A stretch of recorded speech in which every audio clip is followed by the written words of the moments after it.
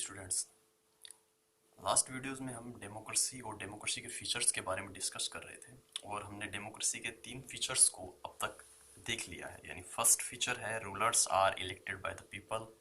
Second feature था such elected rulers take all the major decisions in the government, free and fair election.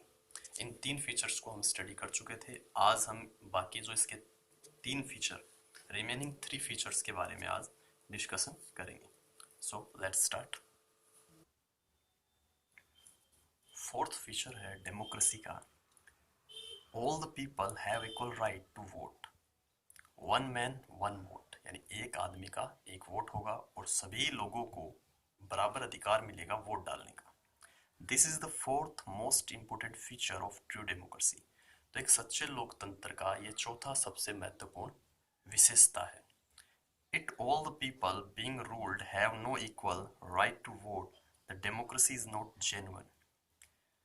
अगर जितने भी लोग हैं देश के अंदर और उनको इक्वल राइट नहीं है वोट डालने का, तो वो डेमोक्रेसी जेन्युइन नहीं है। जेन्युइन यानी होता है सच्चा या प्रामाणिक, तो वो सच्ची लोकतंत्र या सच्चा लोकतंत्र नहीं है। Every citizen of the country, देश का प्रत्येक नागरिक, पुअर और रिच, चाहे पैसे वाला हो चाहे गरीब हो, वीक और स्ट्रॉन्ग, चाहे कमजोर हो चाहे शक्तिशाली हो, कॉमन और स्पेसिफिक, चाहे खास लोग हो देश के या आम जनता हो, मैन और वेमन, चाहे पुरुष हो चाहे महिला हो, must have equal right to vote. सभी को वोट डालने का इक्वल राइट मिलना चाहिए।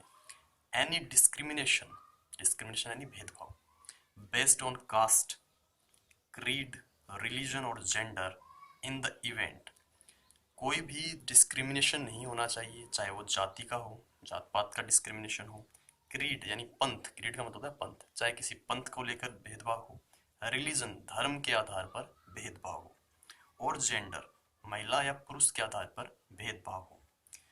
इन the event of expressing its desire to vote means deviation, deviation होता है हट जाना या विचलित होना, फ्रॉम ट्रू डेमोक्रेसी। ये कह रहा है आखिरी लाइन में कि अगर कोई भी ऐसा डिस्क्रिमिनेशन है, और ये जो इवेंट है वोटिंग का, ये कैसा इवेंट है, इसमें जनता अपनी इच्छा को एक्सप्रेस करती है कि हमें कौन सा रिप्रेजेंटेटिव चाहिए। और ऐसे इवेंट के अंदर अगर आप कास्ट, क्रीड, रिलीजन और जेंडर के बेसिस पर डिस्क्रिमिनेशन करते हैं, तब वह ट्रू डेमोक्रेसी वाले यानी सच्चे लोकतंत्र से डिविएट हो जाता है। डिविएशन होता है हटना, तो ऐसा काम सच्चे लोकतंत्र से हट जाता है, विचलित हो जाता है, तो यानी वो सच्चा लोकतंत्र नहीं कहलाता अगर आप डिस्क्रिमिनेशन करते हो कास्ट, क्रीड, रिलीजन और जेंडर के आधार पर। Now you may ask whether there were are some countries having democracy but not equal right to vote for their all adult people. अब आप पूछ सकते हैं क्या ऐसा कोई देश भी है जहाँ डेमोक्रेसी तो है लेकिन अपने सभी नागरिकों को यानी उस देश के सभी नागरिकों को बराबर अधिकार नहीं है वोट डालने का? तो आंसर आता है यस, ऐसा देश भी है। For example, England is considered the birth place of modern democracy. देखो, जो इंग्लैंड है उसे हम आधुनिक लोकतंत्र का जन्मदाता कहते हैं, यानी सबसे पहले जो मॉडर्न डेमोक्रेसी है वो इंग्लैंड में शुरू हुई।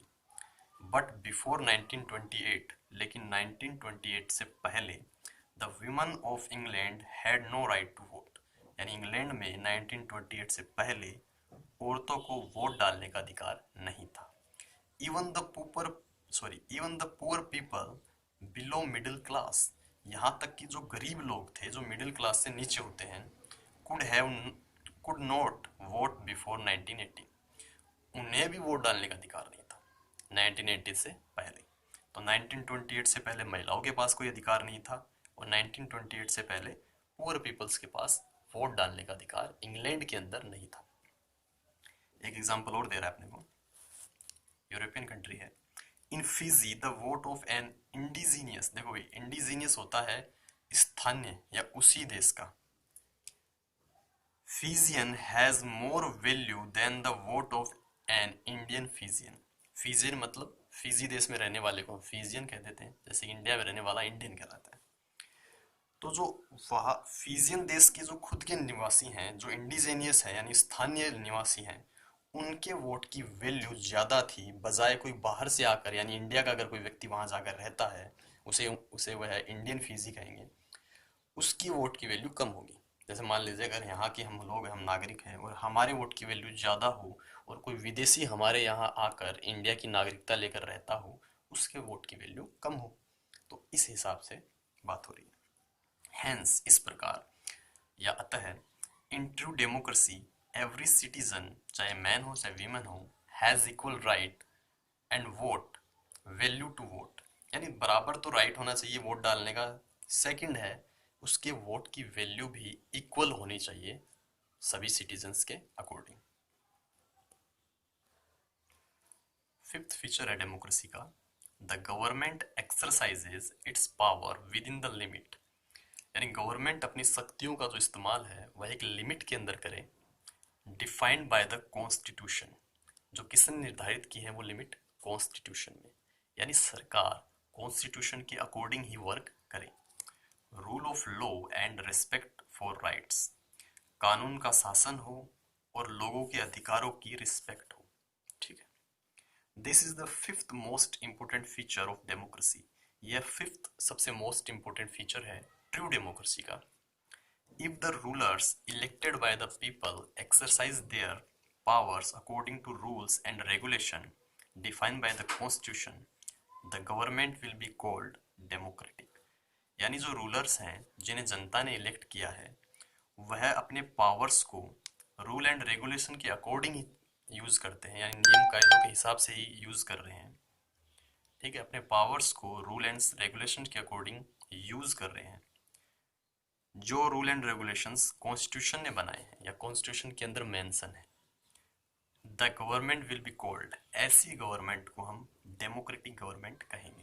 यानी सारे रिप्रेजेंटेटिव जो भी उन्हें शक्तियां कॉन्स्टिट्यूशन देता है या जो भी लिमिट क्राइटेरिया जो डिक्लेयर कॉन्स्टिट्यूशन में किया गया है उसी में रहकर अगर वो काम करते हैं, ऐसी गवर्नमेंट को हम डेमोक्रेटिक गवर्नमेंट कहेंगे। Now you may ask whether there may be government in a country which rules beyond the boundaries of constitution. फिर आप पूछ सकते हैं कि क्या कोई ऐसी गवर्नमेंट भी है किसी देश के अंदर जो कि कॉन्स्टिट्यूशन में जो लिमिट बताई गई है उस लिमिट से बाहर जाके भी काम करती है या अपनी शक्तियों का गलत इस्तेमाल करते हैं। तो आंसर होगा यस। एग्जाम्पल दिया गया अपने को, इन 1980 Zimbabwe gained independence from the minority white minority rule. White minority यानी गोरे लोगों का, अल्पसंख्यक गोरे लोग थे वहां पर, कुछ ही संख्या थी, फिर भी जिम्बाब्वे पर उनका अधिकार था। तो 1980 के अंदर जिम्बाब्वे को उन अंग्रेजों से या गोरे लोगों से आज़ादी मिली। Since its independence the country has been ruled by ZANU PF, और जब से वह आज़ाद हुआ है जिम्बाब्वे, उसके बाद से वहाँ पर जेनूपीएफ का शासन आ जाता है। The party that lead the freedom struggle, और इसी पार्टी ने, जेनूपीएफ ने ही फ्रीडम स्ट्रगल को लीड किया था, यानी उन वाइट माइनॉरिटी के खिलाफ स्वतंत्रता का आंदोलन किया था। Its leader Robert Mugabe ruled the country since then, और बाद में इसी पार्टी का जो लीडर था रॉबर्ट मुगाबे, वो क्या करता है, देश के अंदर शासन करता है। Since 1980 election were held regularly, अब वाइट रूल वहां से चला जाता है, ठीक है, और किस पार्टी का रूल आता है, जेनूपीएफ का। हर निश्चित समय के बाद रेगुलरली वहां पर इलेक्शन हो रहे थे, and always won by ZANU PF, लेकिन हर बार जीतता कौन था, ZANU PF. Although president Mugabe was popular, ऐसी बात नहीं कि वो कोई अत्याचारी था या उसकी पॉपुलैरिटी नहीं थी वहां पर, उसे लोग पसंद करते थे, but he has also used unfair practices in elections, लेकिन फिर भी वह इलेक्शन के अंदर गलत तरीकों का इस्तेमाल करता था। ओवर द ईयर्स, सालों साल, his government amend the constitution a few times to enhance the power of the president. अब सरकार ने क्या किया, यानी जेनूपीएफ का जो लीडर है, जो प्रेसिडेंट है मुगाबे, उन्होंने क्या किया कि जो कॉन्स्टिट्यूशन था उसके अंदर अमेंडमेंट करके, सुधार कर करके, बदलाव कर करके ऐसे कानून शामिल करवा दिए जिनसे उनकी शक्ति को ही बढ़ावा मिला, यानी जो प्रेसिडेंट है उसकी शक्तियों को बढ़वा लिया। जबरदस्ती, and make him less accountable, accountable होता है जिम्मेदार, लेस यानी कम, और अपनी सारी जिम्मेदारियों को कम कर लिया, जो जो जिम्मेदारियां होती हैं एक प्रेसिडेंट पर उनको कम कर दिया और अपने पावर्स को बढ़ा लिया।